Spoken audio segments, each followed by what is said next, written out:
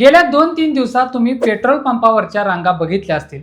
Social मीडियावर lockdown शब्द पुन्हा एकदा ट्रेंड व्हायला लागलाय। लोकांमध्ये भीती आहे, धावपळ सुरू आहे। नक्की काय घडते? पुन्हा 2020 सारखी परिस्थिती येणार का? पंतप्रधानांनी नक्की काय इशारा दिलाय? आज आपण याच विषयावर अगदी शांतपणे वस्तुस्थिती काय आहे हे समजून घेऊया।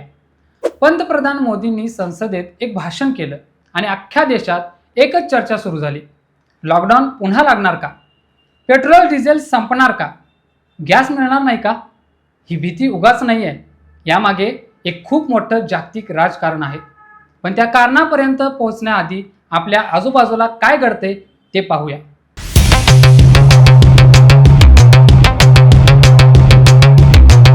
नमस्कार, मी सुनील आणि तुम्ही पाहताय या बोलूया।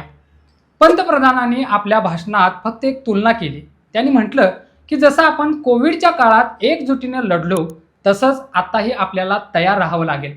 बस हा कोविड शब्द ऐकला आणि लोकांच्या मनात जुन्या आठवणी ताज्या झाल्या। 2020चा तो अचानक लागलेला लॉकडाऊन कोणालाच विसरता येणार नाही। त्यामुळे लोकांना वाटलं की आता पुन्हा तसंच काहीतरी होणार। पण मित्रांनो, वास्तव थोडं वेगळं आहे। हा लॉकडाऊन आरोग्यासाठी नाही तर ऊर्जा म्हणजे एनर्जीसाठी असू शकतो, अशी एक चर्चा सुरू झाली। का? कारण पश्चिम आशियात म्हणजे मिडल ईस्टमध्ये युद्ध पेटले। 27 फेब्रुवारीला इराणचे सर्वोच्च नेते अयातुल्ला अली खामेनी यांचा मृत्यू झाला आणि त्यानंतर तिथली परिस्थिती हाताबाहेर गेली। अमेरिका, इस्रायल आणि इराण यांच्यात सुरू असलेल्या या युद्धामुळे भारताची लाईफलाईन समजली जाणारी हॉर्मुझची सामुद्रधुनी संकटात आली आहे। आता तुम्ही म्हणाल, या युद्धाचा आणि आपल्याकडच्या पेट्रोल पंपावरच्या रांगांचा काय संबंध? संबंध खूप मोठा आहे। जगातलं 20% तेल आणि 30% LPG याच एका अरुंद समुद्री मार्गातून येतं। भारताचा तर 60% गॅस पुरवठा याच मार्गावर अवलंबून आहे। आता जर तो रस्ताच बंद झाला तर आपल्याकडे गॅस आणि पेट्रोल कुठून येणार? हाच तो मूळ प्रश्न आहे जो आज प्रत्येक भारतीयाला सतावतोय। पंतप्रधानांनी जेव्हा तयार राहा असं म्हटलं तेव्हा त्याचा अर्थ प्रशासकीय तयारी असा होता, पण लोकांमध्ये संदेश गेला की आता सामान भरून ठेवण्याची वेळ आली आहे। परिणाम काय झाला? 24 मार्चच्या संध्याकाळपासून महाराष्ट्रासह अनेक राज्यात पेट्रोल पंपावर लोकांच्या झुंबडी उडाल्या। आपल्या महाराष्ट्रातलेच उदाहरण घ्या।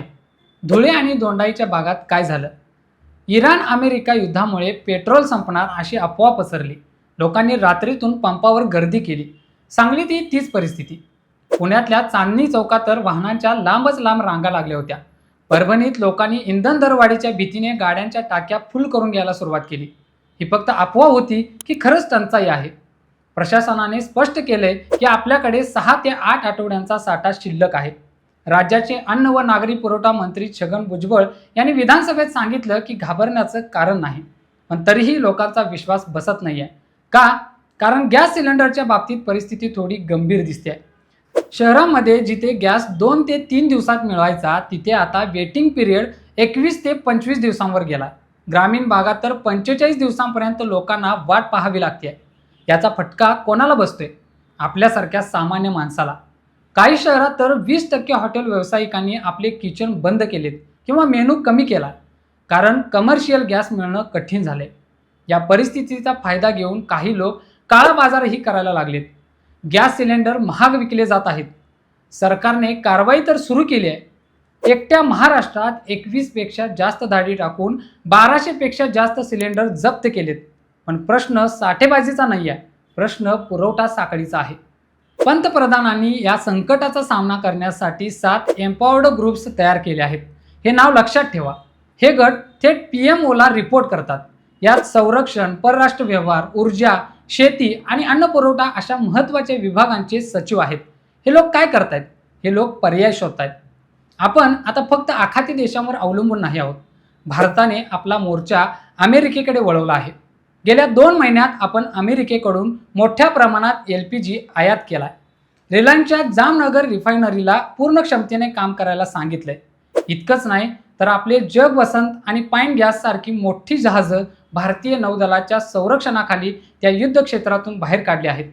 म्हणजे सरकार प्रयत्न तर करतंय, पण लोकांची तारांबळ उडण्याचं दुसरं कारण म्हणजे रेशनिंगबद्दल आलेली बातमी। सरकारने जाहीर केले की एप्रिलपासून रेशन कार्ड धारकांना 3 महिन्याचं धान्य एकदाच दिलं जाईल।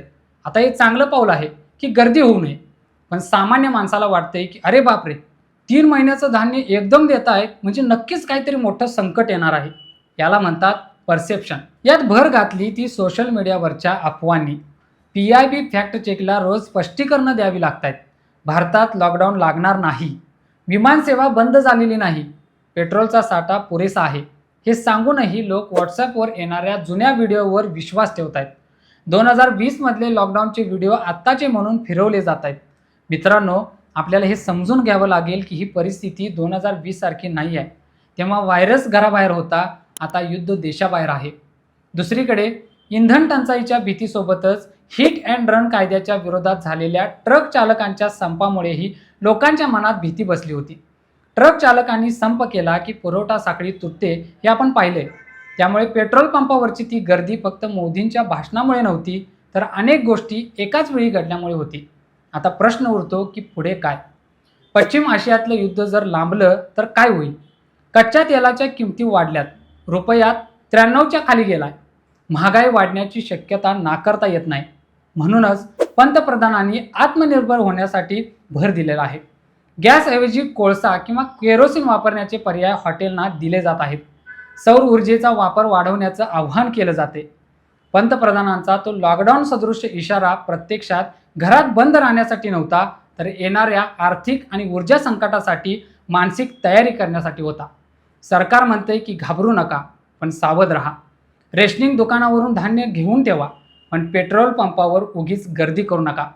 शेवटी एकच गोष्ट महत्त्वाची आहे, अफवांवर विश्वास ठेवू नका. सध्या तरी देशात कोणताही अधिकृत लॉकडाऊन जाहीर झालेला नाही. हो, गॅस मिळायला थोडा उशीर होतोय, पण इंधनाचे दर थोडे वाढू शकतात, पण पुरवठा पूर्णपणे बंद होणार नाही याची काळजी सरकार घेते. ही चर्चा इथे संपते आहे, पण विषय इथे संपत नाही. तुम्हाला वाटत असेल की अशा घटनांचा अर्थ समजून घेणं गरजेचं आहे, तर हा व्हिडिओ लाईक करा आणि इतरांपर्यंत नक्की पोचवा. तुमचं मत, तुमचा अनुभव, तुमचा दृष्टिकोन कमेंट्समध्ये नक्की सांगा. अशाच वेगवेगळ्या विषयांवर बोलण्यासाठी चॅनेलला सबस्क्राईब करा. आजच्या व्हिडिओत इतकंच. नवीन व्हिडिओत नवीन विषयासोबत पुन्हा भेटूया. या बोलूया.